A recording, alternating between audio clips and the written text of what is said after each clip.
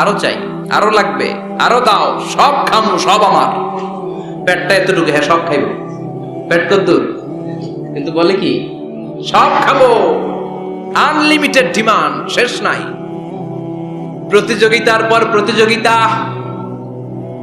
উনার কত টাকা, আমার টাকা তার চেয়ে বেশি লাগবে। ওর বাড়ি কয়টা, আমার বাড়ি আর কয়েকটা বাড়ানো লাগবে। ওর বিল্ডিং যদি হয় 5 তলা, আমার লাগবে 6 তলা।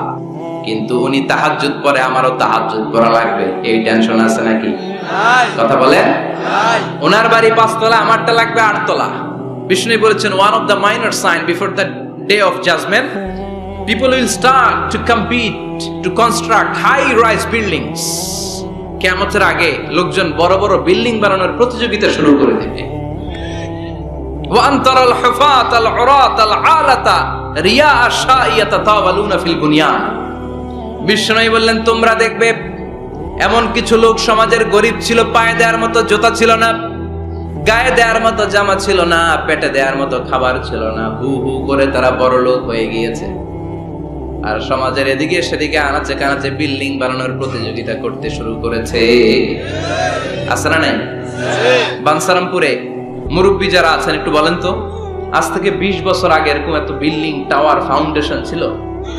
কুমিল্লা শহরে, চট্টগ্রামে, ঢাকায় আজ থেকে 20 বছর আগে এখন যেমনি টাওয়ার বানানোর প্রতিযোগিতা এগুলো ছিল? কথা বলে। তার মানে এগুলো কিয়ামতের আলামত। একটার পর একটা, একজন বানায় 100 তলা, আরেকজন বানায় 150 তলা, আরেকজন বলে না আমারটা বানাইতে হবে 200 তলা। আছে না নাই? জেদ্দাতে এবার হজে জেদ্দায় দেখলাম যে সবচেয়ে বড় টাওয়ারটা কাজ এখনো শেষ হয় নাই। 19 সালে খুব সম্ভব ওরা কমপ্লিট করতে পারবে। গত 5 বছর ধরে চালাইয়েই যাচ্ছে। কিংডম টাওয়ার 1000 মিটার উঁচু। হিসাব বুঝেন তো, 1000 মিটার মানে কয় কিলোমিটার? 1 কিলোমিটার। একটা বিল্ডিং যদি 1 কিলোমিটার উঁচা হয়, এটার সামনে যে তাকাতে পারবেন? টুপি পরে যাবে না পিছনে? কথা বলেন। 1 কিলোমিটার উঁচু, দি কিংডম টাওয়ার, সৌদি আরবের জেদ্দা নগরীতে অবস্থিত। আরেকটা আছে দুবাইতে, বুর্জ আল খলিফা, 818 মিটার উঁচু। কিংডম টাওয়ার হচ্ছে 170 তলা, আর বুর্জ আল খলিফা 163 তলা।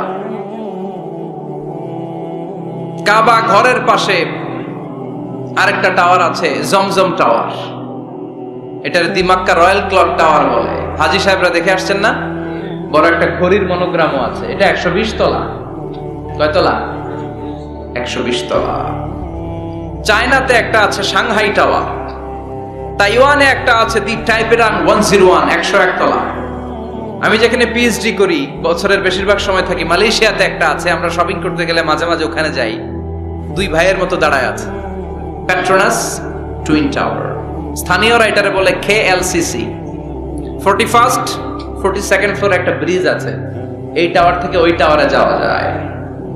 ইয়াতাতাওয়ালুনা ফিল বুনিয়ান, বিল্ডিং বানানোর প্রতিযোগিতা। ওমিয়া কিয়ামতের দিন ইসরাফিলের সিঙ্গার ফুৎকারে, ইদা জুলজিলাতিল আরদু জিলজালাহা, একটা ভূমিকম্প যে তৈরি হবে, গোটা বিশ্বে যে একটা ভূকম্পন হবে, ওই ভূকম্পনের চোটে একটা টাওয়ারও টিকে থাকবে নাকি? থাকবে। এজন্য আল্লাহ বললেন, আল্লাহকুমুত তাকাসুরু হাত্তা যুরতুমুল মাকাবির। দুনিয়ার সম্পদ, লোভ, লালসা, এই সম্পদের প্রতি আকাঙ্ক্ষা তোমাদেরকে গাফেল বানিয়ে দিয়েছে। এই গাফলতি তোমাদের কমবে না, থামবে না। হাত্তা যুরতুমুল মাকাবির, যতদিন না কবরে যাও। কবরে না যাওয়া পর্যন্ত এই খাই খাই নাই নাই এই মানসিকতা তোমাদের থেকে কশিন কালেও যাবে না। চিৎকার করে বলেন, কথাটা কার? আল্লাহর। এজন্য আল্লাহ বললেন, সম্পদ তোমাদেরকে পাগল বানিয়ে রেখেছে। সম্পদের পাহাড় মানুষ গড়তে চায়। আরব বিশ্বের ধনকুবেরদের সম্পদের তালিকা দেখলে আপনি অবাক হবেন। প্রিন্স ওয়ালিদ বিন জালাল, বর্তমান যেটা আছে MBS বলে ওরে সংক্ষেপে, MBS, মোহাম্মদ বিন সালমান, সম্পদের কোনো অভাব নাই। ওয়ালিদ বিন জালাল আরেক ধনকুবের, আগের বাদশাহ আব্দুল্লাহর ভাগিনা। তার একটা প্লেন আছে, পার্সোনাল জেট প্লেন। এই প্লেনটা 70% মেড অফ গোল্ড, 70% স্বর্ণ দিয়ে বানানো। Can you imagine? কল্পনা করতে পারেন? গত 2 বছর আগে আমি ব্রুনাই গিয়েছিলাম একটা প্রোগ্রামে। ব্রুনাইতে আছে পৃথিবীর সবচাইতে বড় প্যালেস, রাজপ্রাসাদ, নাম ইস্তানা নুরুল ইমান, প্রায় 2000 কক্ষ আছে ওই রাজপ্রাসাদের ভেতর। এটার মালিক হচ্ছে ব্রুনাইয়ের বাদশাহ সুলতান হাসান আল বালখিয়া। গ্র্যান্ড হায়াত নামে একটা হোটেল আছে, ওইটার মালিক। ওনার সংগ্রহে 500টা রোলস রয়েস গাড়ি আছে। কয়টা? এক একটা গাড়ির দাম কমসে কম 10 কোটি টাকা। আচ্ছা, একজন মানুষের পুরো ফ্যামিলি নিয়ে চলতে ফিরতে মজমাস্তি করতেও কয়টা গাড়ি লাগে? হ্যাঁ, একটা গাড়ি, 2টা গাড়ি, সর্বোচ্চ 3টা গাড়ি, ঠিক কিনা? সে তার সংগ্রহে 500 রোলস রয়েস গাড়ি রেখেছে। আর Lamborghini, Ferrari, Porsche, Maybach, Bugatti, Range Rover, Volkswagen, BMW, Mini Cooper, Mercedes Benz, এই ব্র্যান্ডের গাড়ির কোনো অভাব নাই। আরো লাগবে তার, আরো লাগবে। কোথায়? রেঞ্জ রোভার বেরিয়েছে নতুন নিউ ব্র্যান্ডের, বিএমডব্লিউ 9 সিরিজ কোথায়? আরো গাড়ি লাগবে। এরকম মানসিকতা আজও আরবের ধনকুবরদের মধ্যে আছে না নেই? এজন্য আল্লাহ বললেন, খবরদার, সম্পদ তোমাদেরকে পাগল বানিয়ে দিয়েছে। আলহাকুমুত তাকাসুর, এই সম্পদের মায়া কোনোদিন তোমাদের কমবে না। হাত্তা যুরতুমুল মাকাবির, যতদিন না তোমরা কবরের ভিতরে ঢুকবা। ইসলাম সম্পদ উপার্জন করতে বাধা দেয় না, তবে সেটা হতে হবে হালাল পন্থায়, ঠিক কিনা? কারণ হালালে বরকত দিয়েছে কে? হারামে কোনো বরকত আছে? আচ্ছা বলেন তো, গরু খাওয়া হালাল না হারাম? কুকুরের গোশত খাওয়া হারাম। বাংলাদেশে কি বেশি বেশি গরু জবাই হয় না কুকুর? গরু। গরু বছরে বাচ্চা দেয় কয়টা? একটা। কুকুর বাচ্চা দেয় কয়টা? 6টা 7টা, অনেকগুলো। তারপরেও বাংলার জমিনে গরু বেশি না কুকুর বেশি? সুবহানাল্লাহ পড়বেন না? গরু খাইলামও বেশি, গরু জবাই করলামও বেশি, আবার গরু বাচ্চাও দিল কম। কুকুর খাইলাম না, কুকুর জবাইও করলাম না, কুকুর বাচ্চা দিল অনেক, কিন্তু কুকুর কম, গরু বেশি। কারণ গরু খাওয়া হালাল, আর হালালে বরকত ঢুকিয়ে দিয়েছে কে? আল্লাহ। এজন্য আল্লাহ বললেন, গোলাম, হালালে বরকত, হালাল পন্থায় কোটি কোটি টাকার মালিক হন, ইসলামে বাধা নাই। তবে নিসাব পরিমাণ সম্পদ হলে যাকাত দিতে বলেছে কে? ফি আমওয়ালিহিম হাক্কুন লিসসাইলি ওয়াল মাহরুম। তোমার সম্পদের মালিক শুধু তুমি নও, না খেয়ে থাকা সমাজের গরিবদের ওই সম্পদে ভাগ আছে না নাই? অনেকে যাকাতের শাড়ি দেয়, যাকাতের লুঙ্গি দেয়। যাকাতের শাড়ি বলতে, যাকাতের লুঙ্গি বলতে কোনো লুঙ্গি নাই, ঠিক কিনা? যাকাত হচ্ছে এমন পরিমাণের সম্পদ আপনি একজনকে দিয়ে দিবেন, ওই সম্পদ পেয়ে জীবনে আর কোনো দিন যেন তার আরেক জায়গায় যাকাতের টাকা নিতে হাত পাতা না লাগে। কিন্তু যাকাতের শাড়ি দেয়, আছে না নাই? পত্রিকায় বিজ্ঞপ্তি দেয়, আবার ওই শাড়ি আনতে যায় পদপৃষ্ট হয়ে লোকজন মারা যায়। এরকম টাকা আছে না নাই? এজন্য আল্লাহ বললেন, খবরদার, সম্পদ উপার্জন করো, কিন্তু নিসাব পরিমাণ সম্পদের মালিক হলে যাকাত দিবা।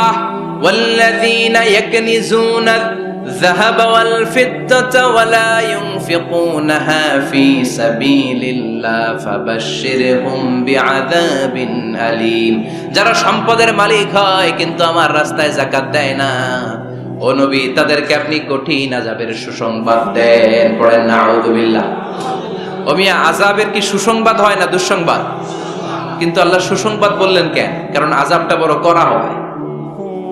যাকাত যারা দেয় না, ব্যাংক ব্যালেন্স করে, এফডিআর করে, সঞ্চয়পত্র কিনে রাখে, ফ্ল্যাটের পর ফ্ল্যাট কিনে রাখে, জমির পর জমি কিনে রাখে, যাকাত দেয় না, ওদের শাস্তি হবে ভয়ঙ্কর। শাস্তির তীব্রতা বোঝানোর জন্য আল্লাহ বললেন সুসংবাদ। ছেলে পরীক্ষায় ফেল করেছে, গণিত পরীক্ষায়, মা বলে, ফেল করছস, তোর বাপে আসুক, এমন মাইট দিবে, মাইট খাইয়া মজা টের পাবি। ও মিয়া, মাইট দিলে কি মজা লাগে না ব্যথা লাগে? কথা কন তো। মা তো কয় মজা পাবি, মজা টের পাবি, তার মানে মাইটটা খুব কড়া মাইর হবে, কড়া। আল্লাহ বললেন, কারণের দিকে তাকা, যারা সম্পদের যাকাত দিস না, কারণের দিকে তাকা। সাইয়েদনা মুসা আলাইহিস সালামের চাচাতো ভাই মুসা আলাইহিস সালাম বললেন, কারণ যাকাত দাও। কয়, কেন দিমু? কারণ আল্লাহ তোমারে সম্পদ দিয়েছে। কারণ বলে, কোন আল্লাহ টাল্লাহ আমারে সম্পদ দেয় নাই। ইন্নামা উতিতুহু আলা ইলমিন ইনদি, আমার বুদ্ধি খাটিয়ে সম্পদের মালিক আমি হয়েছি। আউযুবিল্লাহ। আমার ব্রেন খাটাইছি মিয়া, বুদ্ধি খাটাইছি, মাথার গাম পায়ে ফেলে আমি সম্পদ কামাইছি, কোন জাকাত টাকা দেব না। সাইয়েদনা মুসা আলাইহিস সালাম বললেন, দাওয়াত দেওয়ার দায়িত্ব আমার, দাওয়াত দিলাম, যাকাত দাও, না হলে কঠিন আযাব তোমার উপর চেপে বসবে। কারণ বলে পারলে তুমি শাস্তি নিয়ে আসো। সাইয়েদনা মুসা আলাইহিস সালাম আল্লাহরে বললেন, আল্লাহ অনেক আমি দাওয়াত দিলাম, গরিব দুঃখীদের মাঝে যাকাত দেন, আপনি শাস্তি পাঠান। রব্বুল আলামিন বললেন, কিছুক্ষণের মধ্যে পুরো জমিনটা কারণ তার সম্পদ সহ সব কিছুকে মাটিতে দাবিয়ে দিবে। ফাখাসাফনা বিহি ওয়া বিদারিহিল আরদ, হঠাৎ করে পুরো জমিন কারণের সম্পদ সহ মাটিতে টান দিতে লাগলো। আমি জায়গাটা নিজে দেখে এসেছি। আমি মিশরে পড়াশোনা করেছি, তো মিশরের কায়রোতে ছিলাম। কায়রো থেকে প্রায় 100 মাইল দূর হবে একটা শহর আছে ফাইউম। এই ফাইউম শহরে বহাইরা কারুনের সব সম্পদ সহ বাড়িঘর সহ জমিন যেখানে দাবিয়ে তাকে জমিনের ভেতরে গর্ভস্থ মাটির ভেতরে ঢুকিয়ে ফেলেছে, ওই জায়গাটা আজও ঠিক ওই রকম আছে। ওখানে একটা লেক হয়ে গিয়েছে, হ্রদ। মিশরীরা এখন মাছ ধরে। জমিন তাকে ভিতরে টানতে লাগলো, হাঁটু পর্যন্ত টেনে ফেলার পরে সে বলে আমি উঠে যাব। কোমর পর্যন্ত মাটির ভেতরে গেড়ে গেল। সে বলল আমি বেঁচে যাব। এবার গলা পর্যন্ত যখন দেহটা মাটিতে দেবে যায়, এবার হাত তুলে বলে, মুসা সব সম্পদ তোমার, আমারে বাঁচাও। এমন ভালো মানুষ, সোজা আঙ্গুলে কি সব সময় ওঠে না। ও মুসা, সম্পদ নাও, আমারে বাঁচাও, বাঁচতে চাই। সাইয়েদনা মুসা বলে, দ্য টাইম ইজ আপ, সময় শেষ। যখন দাওয়াত দিয়েছি তখন যদি দাওয়াত মেনে নিতা বেঁচে যেতা, এখন আমারও কিছু করার নাই, আমি গেলাম। ইয়াতাজালজালু ফিল আরদ হাত্তা ইয়াউমুল কিয়ামা, প্রতিদিন সহিহ বুখারীর বর্ণনা 1 বিঘত পরিমাণ আল্লাহ তাআলা জমিনকে আদেশ দিয়েছেন কারুন এবং তার সম্পদকে প্রতিদিন 1 বিঘত করে জমিনের ভেতরে নিতে থাকবে, up to the day of judgement, কিয়ামত পর্যন্ত কারুন তার সম্পদ সহ জমিনের ভিতরে যেতেই থাকবে। চিল্লায় পড়েন সুবহানাল্লাহ। এজন্য আল্লাহ বললেন, সম্পদ তোমারে বাঁচাতে পারে না, ক্ষমতা তোমারে বাঁচাতে পারে না, বাঁচাতে পারে একজন, তিনি কে? আল্লাহকুমুত তাকাসুরু হাত্তা যুরতুমুল মাকাবির, দুনিয়ার সম্পদের লোভে পড়ে আখিরাতকে তোমরা বেমালুম ভুলে গিয়েছো। এই গাফলতি তোমাদের থামবে না যতক্ষণ না তোমরা কবরে ঢুকবা। কার কথা? আল্লাহ। এজন্য যাকাত দেওয়ার দরকার আছে না নাই? এলাকায় তো এসে গল্প শুনলাম, অনেক বিজনেস ম্যাগনেট আছে, আশা করি তারা যাকাতও দেয়, ঠিক কি না? আপনাদের মধ্যে থেকে যারা ধনী আছে তাদেরকে পৌঁছাবেন যে যাকাত না দিলে কারণের মতো পরিণতি করে দিতে পারে কে? আল্লাহ। সম্পদগুলো কিয়ামতের দিন পেঁচাতে কোমর পর্যন্ত পেঁচাবে, আবার পেঁচাতে গলা পর্যন্ত পেঁচিয়ে ছোবল দিয়ে বলবে, আনা মালুক আনা কানজু, আনা মালুক, আমি তোর মাল, আমি তোর সম্পদ, আনা কানজু, আমি তোর ব্যাংক ব্যালেন্স, আমারে খা। এক একটা ছোবলের চোটে পুরো দেহটা 70 গজ জমিনের ভেতরে চলে যাবে।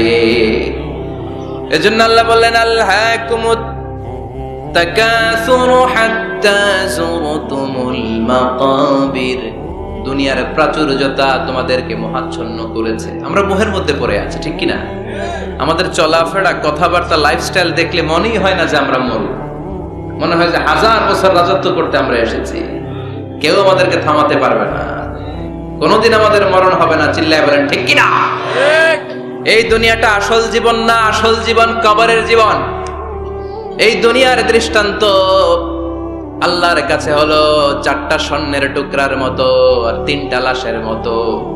স্বর্ণের টুকরা কয়টা? লাশ কয়টা? বনি ইসরাইলের জামানাতে 3 জন যুবক কর্মের সন্ধানে, কাজের সন্ধানে বেরিয়েছিল। হঠাৎ করে তারা এক গুপ্তধন পেয়ে যায়। গুপ্তধনে তারা পেয়েছে 4টা বড় বড় স্বর্ণের টুকরা। কয়টা? মহা খুশি, খুশিতে বাকবাকুম। চিন্তা করলাম আমরা আজীবন খেয়ে পড়ে চলে যেতে পারবো, কিছুই করা লাগবে না। 3 জন মিলে স্বর্ণ নিয়ে বসে প্ল্যান করলো, ভাগ বটোয়ারা করার আগে একজন বাজার থেকে রুটি কিনে নিয়ে আয়, আগে পেট ভরে খেয়ে নেই, তারপরে ভাগ বটোয়ারা। একজন রুটি আনতে গিয়েছে, ওই 2 জন ভাবতে শুরু করলো, যেটারে রুটি আনতে পাঠাইছে ওইটারে যদি মাইরা দিতে পারি তাহলে ভাগাভাগির আর কোনো কাম নাই। স্বর্ণ কয়টা? তুই নিবি 2টা, আমি নেব 2টা।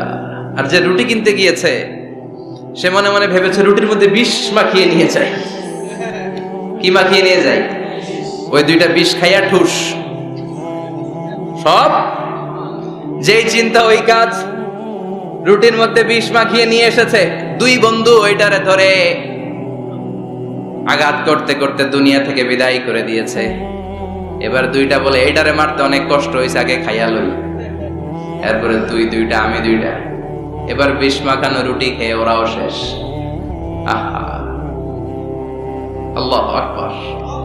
4টা স্বর্ণের টুকরা পড়ে আছে, 3টা লাশ পড়ে আছে। হাদিহি মাসালু হায়াতিদ দুনিয়া, এটা দুনিয়ার জীবনের দৃষ্টান্ত। এজন্য মানুষের স্বভাব হলো আরো চাই, আরো চাই। বিষ্ণু বললেন লাউ লিকুল্লি ইবনি আদামা ওয়াদিয়াম মিন যাহাব, আল্লাহ বনি আদমের সবাইকে যদি এক একটা স্বর্ণের পাহাড়ের মালিক বানিয়ে দেয়, আহাব্বা আইয়াকুনা লাহু ওয়াদিয়ান, সে চাইবে কেমন করে আরেকটা স্বর্ণের পাহাড়ের মালিক হওয়া যায়। ও মিয়া, আমার যদি একটা স্বর্ণের পাহাড়ের মালিক বানায় দেয়, আমার 14 পুরুষ সে স্বর্ণের পাহাড় বেচা খেয়ে শেষ করতে পারবো না। তা আরেকটা দিয়ে আমি কি করবো? সবাইকে যদি এক একটা স্বর্ণের পাহাড়ের মালিক বানিয়ে দেয়া হয়, তারপরেও প্রত্যেকে চাইবে কেমন করে আরেকটা পাহাড়ের মালিক হওয়া যায়। কারণ ওই যে খাই খাই, আরো লাগবে, আরো লাগবে। ওয়ালাই ইয়ামলা আফাহু ইল্লা তুরাব, কবরের মাটি ওর মুখে ঢোকার আগ পর্যন্ত ওর এই খাই খাই স্বভাবের বন্ধ হবে না। চিৎকার করে বলেন ঠিক কি না? এজন্য আল্লাহ বললেন কবরে না ঢুকলে তোমাদের এই আকাঙ্ক্ষা থামবে না, লোভ লালসা বন্ধ হবে না। হাত্তা যুরতুমুল মাকাবির, কবরে তোমাদেরকে যেতেই হবে, মরতে তোমাদেরকে হবেই। এই পৃথিবীতে কেউ থাকার জন্য আসে নাই, জোরে বলেন ঠিক কি না? মরতেই হবে, যেতেই হবে, চলে যেতেই হবে। এজন্য বিশ্বনবী বলতেন আকসিরু যিকরা হাযিমিল লাযাত, জীবনের সব স্বাদ আল্লাহকে নিঃস্বাদ করে দেয়, পানসা করে দেয়। ওই মৃত্যুর কথা বেশি বেশি স্মরণ করবা। জীবনের স্বাদ আল্লাহ সব কিছুকে পানসা করে দেয়। কোন জিনিস? মরণ। চিল্লায় বলেন কোন জিনিস? আর জোরে বলেন কোন জিনিস? সুনিশ্চিত যেতেই হবে। কোনো সন্দেহ আছে? কথা বলেন, সন্দেহে আছে কারো? The most certain thing in our life is death, and the most uncertain thing in our life is the time of death. আমাদের জীবনের সবচেয়ে সুনিশ্চিত বিষয় হচ্ছে আমাদের মরণ, মরতে হবে। কিন্তু সবচেয়ে অনিশ্চিত বিষয় হচ্ছে মরণের সময়। কখন মরবো এটা আমরা কেউ জানি না, কিন্তু মরবো যে এটা আমরা সবাই জানি। চিল্লায় বলেন ঠিক কি না? কেউ বেঁচে থাকতে পারবে না, সবাই চলে যাবে, সব মরে যাবে, শুধু একটা সত্তা বেঁচে থাকবে। চিল্লায় বলেন তিনি কে? কুল্লু মান আলাইহা ফানি ওয়া ইয়াবকা ওয়াজহু রাব্বিকা যুল জালালি ওয়াল ইকরাম ফাবিআইয়ি আলাই রাব্বিকুমা তুকাযযিবান। পৃথিবীর বুকে যা দেখা যায় সব মরে শেষ হয়ে যাবে, মরবে না শুধু একটা সত্তা, তিনি কে? সব মরে যাবে, সবাই মরে যাব। মালাকুল মাউত সবার রূহ কবজ করে ফেলবে। আল্লাহ বলবে আখবিরনি মাইয়াব্বা, হে মৃত্যুর ফেরেশতা কি করছো? কই সব মারছি। সবাইরে মারছো? সব শেষ। কে বাকি? জিনেরা বাকি, জিনদেরও মারো। সবগুলো জিন শেষ করা হবে, বাকি থাকবে ইবলিস। আল্লাহ বলবেন সবাইকে যেই কষ্ট দিয়ে ইন্তেকাল করিয়েছ, সবগুলো কষ্ট একত্রিত করে ইবলিসটারে তুমি মারো। সবচেয়ে কষ্ট দিয়ে নির্মম ভাবে ইবলিসকেও শেষ করা হবে। আল্লাহ বলবেন আখবিরনি মাইয়াবকা, ও মালাকুল মাউত এবার বলো আর কে বেঁচে আছে? মালাকুল মাউত বলবে আল্লাহ কেউ নাই, কেউ নাই, সব শেষ। মানুষ শেষ, প্রাণীগুলো শেষ, পাখিগুলো শেষ, সাগরের মাছগুলো শেষ, আপনার কথা মতো জিনগুলাও। এবার আছে শুধু ফেরেশতারা। কারা? কথা বলেন। আল্লাহ বলবেন ফেরেশতাদেরও মারো। শুরু হবে ফেরেশতা নিধন। একের পর এক সব ফেরেশতার রূহ কবজ করা হবে। এবার আল্লাহ বলবে আখবিরনি ইয়া মালাকাল মাউত মাইয়াবকা, মালাকুল মাউত আর কে কে বেঁচে আছে আমার একটু বলো। মালাকুল মাউত বলবো সব শেষ, সব ফেরেশতাগুলোরও মেরে ফেলেছি, শুধু 4 জন আছে, জিব্রাইল, ইসরাফিল, মিকাইল, আর আমি আপনার হুকুমের গোলাম আজরাইল। আল্লাহ বলবে ইসরাফিলের রূহ কবজ করো। ইসরাফিলের রূহ কবজ হয়ে যাবে। মিকাইলের রূহ কবজ করো, মিকাইলের রূহ কবজ হয়ে যাবে। ইসরাফিলের রূহ কবজ করো, কবজ হয়ে যাবে। আল্লাহ বলবে আখবিরনি মাইয়াবকা, মালাকুল মাউত এবার বলো কে বেঁচে আছে? মালাকুল মউত বলবে কেউ নাই। আল্লাহ বলবে আসলেই কেউ নাই। মালাকুল মউত বলবে আছে। কে আছে? শুধু আমি আছি। ডানে বায়ে সামনে পেছনে আল্লাহ কেউ নাই, সব শেষ, শুধু আমি আছি। আল্লাহ বলবেন এবার তুই মর, মুত ইয়া মালাকুল মউত। হে মৃত্যুর ফেরেশতা, এবার তুই মর।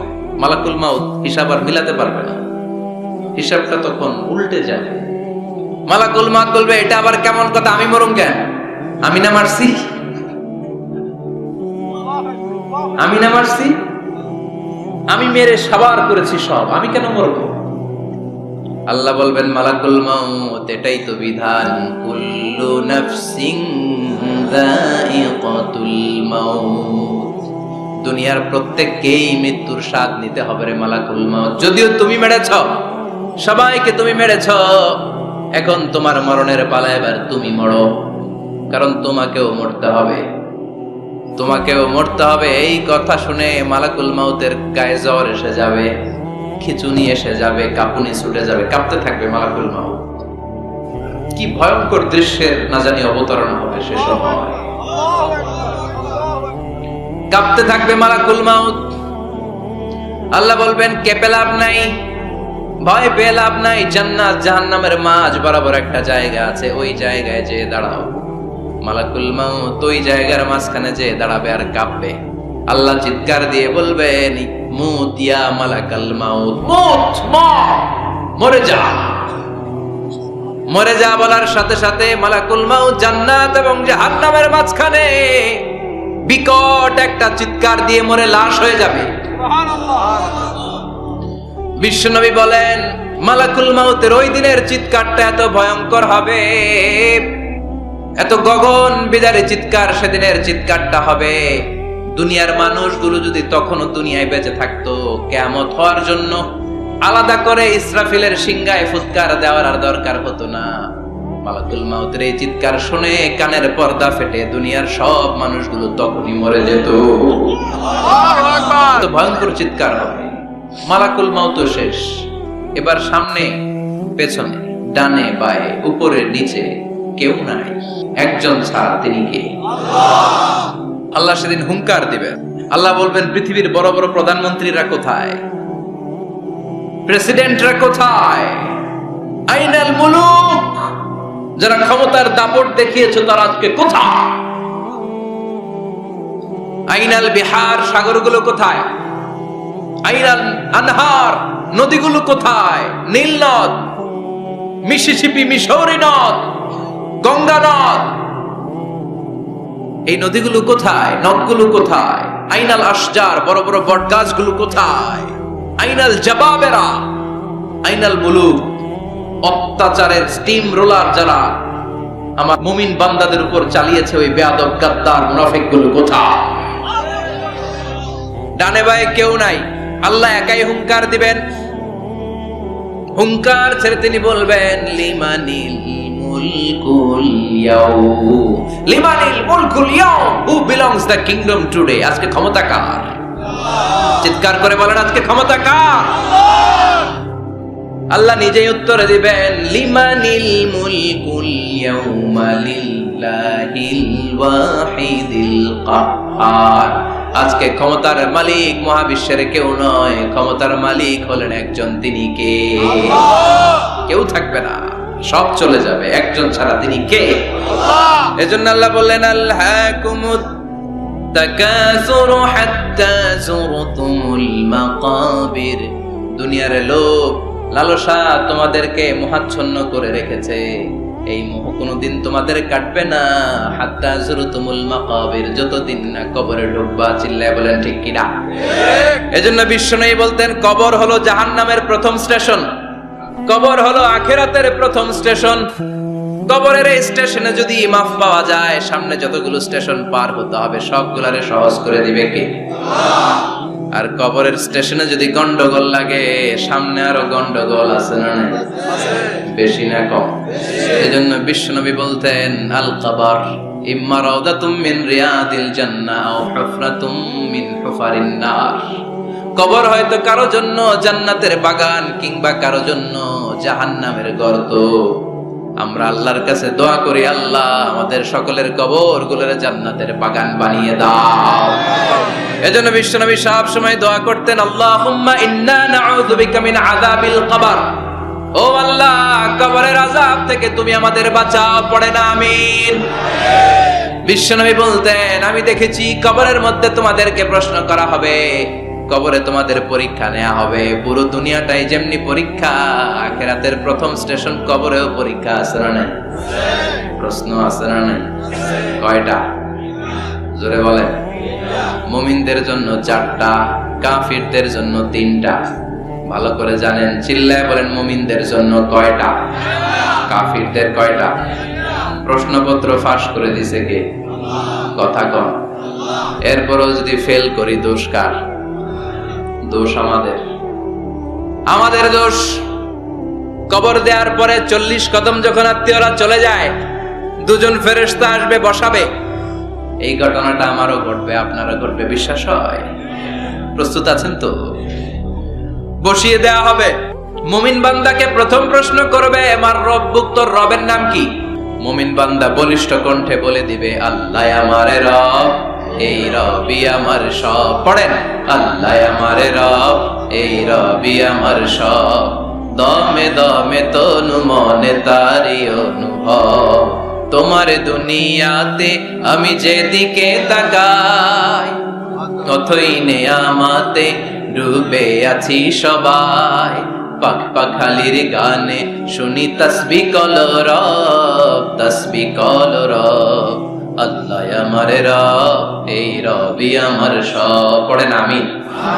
আমরা যেন আল্লাহ বলিষ্ঠ কণ্ঠে বলতে পারি, আল্লাহ আমার রব, তুমি কবুল করো। পড়েন আমিন। প্রথম প্রশ্ন খালাস। দ্বিতীয় প্রশ্ন, আমা দীনুক, তোর দিনের নাম কি, ধর্মের নাম কি? চিৎকার দিয়ে আমরা বলবো, আমাদের ধর্মের নাম। তৃতীয় প্রশ্ন করা হবে, মান হাযার রাজুল, দেখো তো এই লোকটারে চিনো কিনা, এই লোকটারে চিনা চিনা লাগে কিনা। আমরা বলবো, চিনি মানি, এই লোকের জন্য আমরা দুনিয়াতে সব করতে রাজি ছিলাম।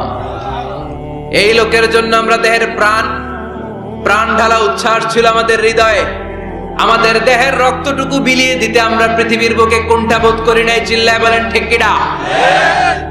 এই নবী আমাদের পেয়ারা নবী, চাঁদের চেয়েও সুন্দর তুমি, নবী আমার কামলিওয়ালা। চাঁদের চেয়ে সুন্দর তুমি, নবী আমার কামলিওয়ালা। দু জাহানের বাদশাহ তুমি, প্যারা নবী সাল্লাল্লাহু আলা। দু জাহানের বাদশাহ তুমি, প্যারা নবী সাল্লাল্লাহু আলা। চাঁদের চেয়ে সুন্দর তুমি, নবী আমার কামলিওয়ালা। পড়েন আল্লাহু আকবার, আল্লাহু আকবার। আমরা বলবো, এটা আমাদের কামলিওয়ালা নবী। এই নবীর অনুসরণ আমরা করেছি, এই নবীর কথা আমরা দুনিয়ায় মেনেছি। তার মানে প্রথম প্রশ্নেও পাস, দ্বিতীয় প্রশ্নেও পাস, তৃতীয় প্রশ্নেও পাস। এবার মুমিনদের জন্য এক্সট্রা একটা কোশ্চেন আছে না নাই? 4 নাম্বার প্রশ্নটাও জেনে রাখেন, কবরে কাজে লাগবে। তখন জিজ্ঞেস করা হবে, ওয়ামা ইলমুক, ওয়ামা ইলমুক, what is the source of your knowledge, what is the source of your answer. এই যে 3টা প্রশ্নের উত্তর দিতে পারলা বাঘের বাচ্চার মতো, তথ্যসূত্র কি? What is the reference? করতে শিখছো, কোত্থেকে শিখেছেন বলে আসতে হবে। আমরা বলবো, আমরা কোরআন থেকে শিখেছি, হাদিস থেকে শিখেছি, মাহফিলগুলোতে জেনেছি, বয়ানগুলো থেকে শিখেছি। পড়েন সুবহানাল্লাহ, সুবহানাল্লাহ। 4টা প্রশ্নের উত্তর যখন আপনি দিয়ে দিবেন, ফেরেশতারা বলবে আহলান ওয়া সাহলান, কংগ্রাচুলেশন। কি বলবে? আহলান ওয়া সাহলান, মানে কংগ্রাচুলেশন, খুশ আমদেদ, খুশ আমদেদ, খুশ আমদেদ। ওয়ায়ুফসাহু লাহু কবরুহু 70 যিরান, কবরটারে 70 হাত লম্বা করে দেয়া হবে। ওয়ায়ুফতাহু লাহু বাবুন ইলাল জান্নাহ, জান্নাতের দিকে একটা দরজা সেট করে দেয়া হবে। ওই জায়গা দিয়ে, দরজা দিয়ে জান্নাতের এয়ার কন্ডিশনের ঘরগুলো থেকে ঠান্ডা হিমেল বাতাস আর সুগন্ধ এসে কবরটারে আমোদ করে দিবে। সুবহানাল্লাহ। ওয়ায়ুলবাসু মিন লিবাসিল জান্নাহ, জান্নাতের চমৎকার একটা পোশাক পরিয়ে দেয়া হবে। সুবহানাল্লাহ। আর বলা হবে নাম কানাউমিল আরুস, বাসর রাতে বর যেমনি কনেকে নিয়ে আনন্দের ঘুম দেয়, তুমিও একটা ঘুম দাও। সুবহানাল্লাহ পড়ে। নাম কানাউমিল আরুস, বাসর রাতে বর যেমনি কনেকে নিয়ে ঘুমায়, ঘুমাও। মধুর একটা ঘুম আপনার সেদিন হবে। ইসরাফিলের সিঙ্গার আওয়াজ ওই হুইসেল বাজার আগ পর্যন্ত ওই ঘুম কেউ আপনার ভাঙাতে পারবে না। আল্লাহ কবরের 4টা প্রশ্ন, এগুলোর সঠিক উত্তর দিয়ে জান্নাতের পোশাক পরে আমরাও যেন ঘুমিয়ে থাকতে পারি, তৌফিক দাও। আর জোরে পড়েন আমিন। এবার নাস্তিকদের পালা, বামপন্থীদের পালা, রামপন্থীদের পালা, ইসলাম বিরোধীদের পালা, কোরআন বিরোধীদের পালা, নবী বিরোধীদের পালা। ওদের সামনে দুজন ফেরেশতা আসবে, আসওয়াদান আজরাকান। আসওয়াদান আজরাকান, নীলাভ চোখ, কালো গাত্র বর্ণের। নীলাভ চোখ, চোখগুলো নীল, গায়ের কালার হবে কালো। তাহলে কি ভয়ঙ্কর চেহারা হবে ফেরেশতা দুজনের। এসে বলবে ওঠ, বস। মার রব্বুক, তোর রবের নাম কি? কয় জানি না। কি কয়? জানি না। লা আদরি, আমি জানি না। আমি অমুক নেতার পিছনে পিছনে ঘুরতাম, খালি এটা মনে আছে। আমি মাও সেতুংকে নেতা মানতাম, আমি কার্ল মার্কসকে নেতা মানতাম, আমি নেতা খেতাদের পিছনে ঘুরতাম। রব কি, ইসলাম কি, দিন কি, কিচ্ছু আমি জানি না। মাফ চাই, জানি না। দ্বিতীয় প্রশ্ন, অমাদিন, উত্তর ধর্মের নাম কি? কয় আমার কোনো ধর্ম নাই, আমার কোনো ধর্ম নাই, আমি হলাম নাস্তিক। আমি কি? কথা বলেন, আমি কি? আমি এক প্যাকেটের বিরিয়ানির সন্ধান পাইলে শাহবাগের প্রজন্ম চত্বরে যায় ডান্স দিতাম।